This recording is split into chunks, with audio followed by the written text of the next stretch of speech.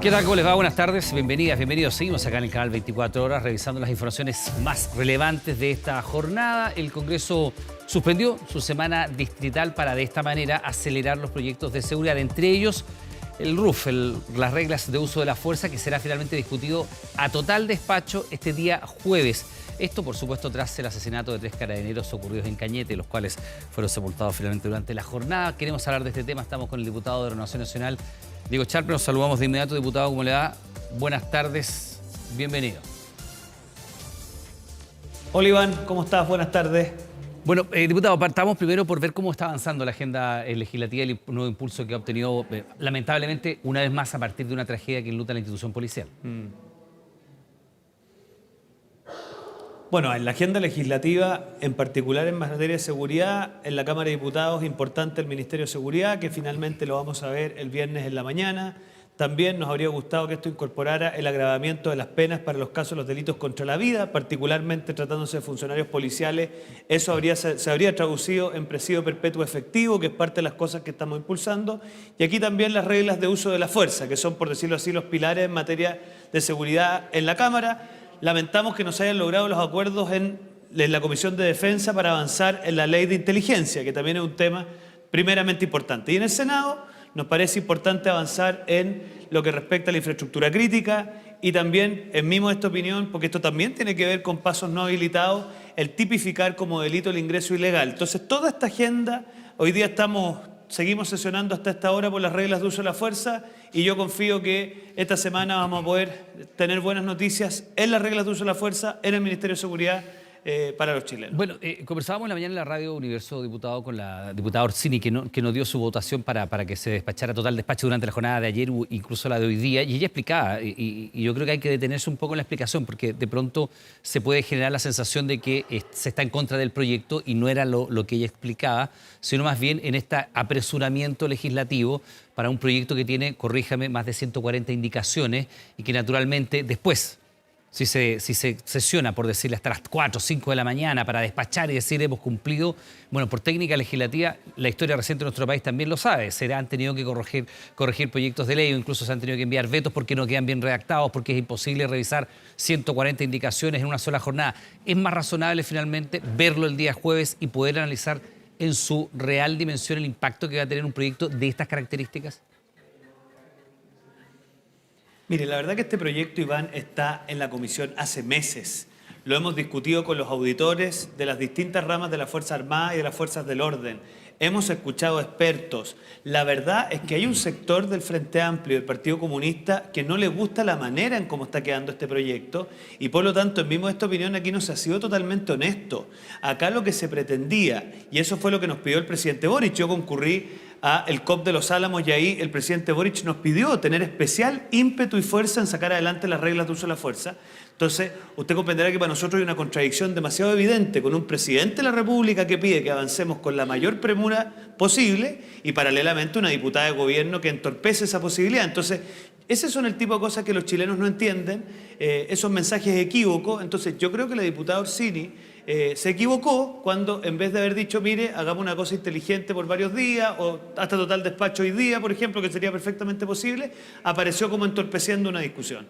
Ya, ahora, diputado, ¿cuántas indicaciones tiene este proyecto y cuáles son los principales nudos que hay que destrabar para poder tener en la ley de reglas de uso de la fuerza? Que también hoy día desde la Armada se hablaba precisamente en la región diciendo que era relevante porque cuando usted despliega uniformados a terreno tienen que actuar. Y tienen que actuar con reglas claras. Y eso significa que en alguna oportunidad pueden tener que hacer uso de las armas. ¿Bajo qué condiciones? ¿En qué circunstancias? ¿Qué es lo que la ley les va a permitir? ¿Y qué es lo que la ley no les va a permitir? Es muy relevante. Mire, yo creo que el número de indicaciones no es lo más relevante porque cuando uno aprueba algunas se van cayendo otras por incompatibles. Los temas centrales, Iván, uno podría decir son 4 grandes núcleos de temas. Los principios y los deberes. En segundo lugar, la graduación, es decir, cuál es el nivel de agresión y cuál es la respuesta que se tiene frente a distintos niveles de agresión.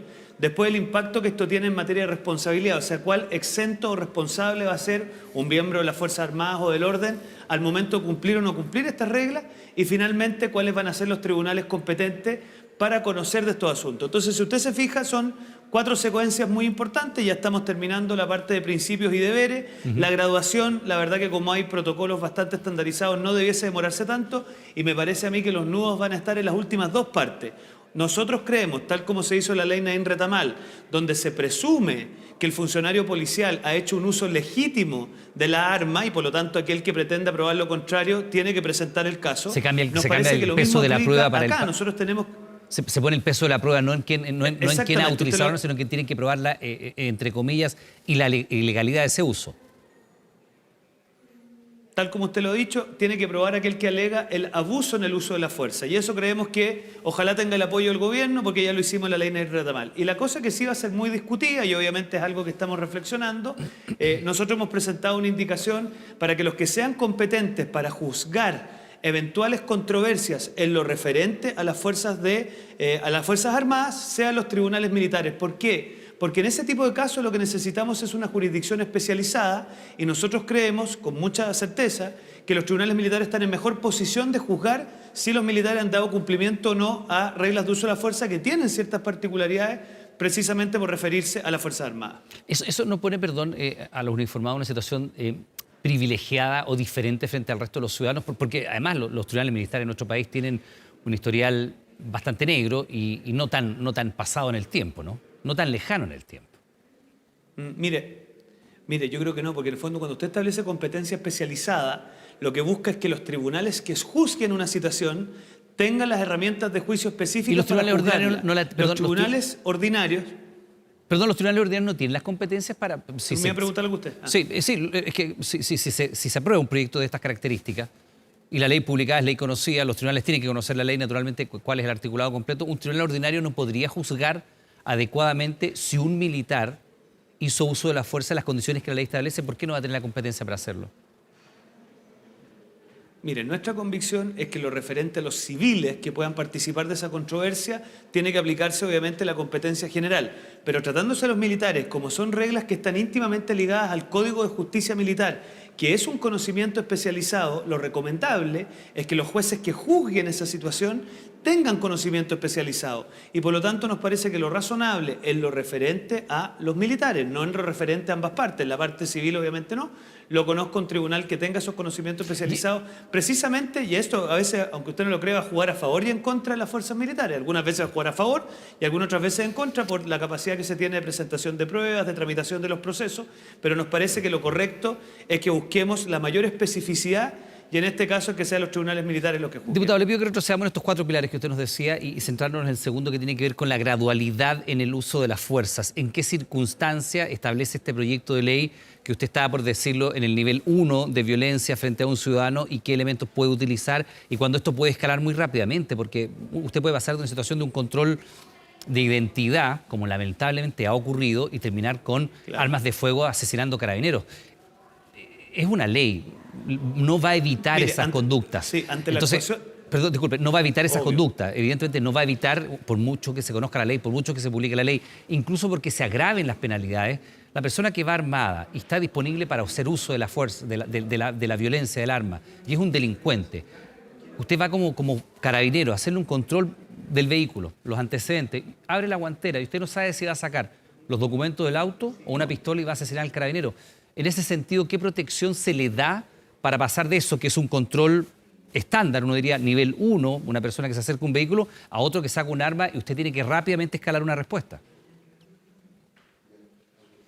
Mire, muy buena su pregunta. 2 respuestas rápidas. Lo primero es que aquí lo que hablamos es del uso racional de la fuerza, es decir, cuál es el uso que razonablemente se tiene que emplear de acuerdo al nivel de agresión que usted está recibiendo. Y además establecimos lo que llamamos el deber de progresión. ¿Qué significa eso? Que aquí no es que haya una escala, o sea, no es que la fuerza policial o militar tenga que partir en, por decirle, una luma o un palo retráctil y terminar en un arma letal. Va a tener que usar el armamento que se necesite para repeler el nivel de agresión. Entonces eso va a depender de cuál es la agresión. Si la contraparte está en posición de cooperación, en una resistencia pasiva, en una resistencia activa, en una agresión activa o en una agresión activa de carácter letal.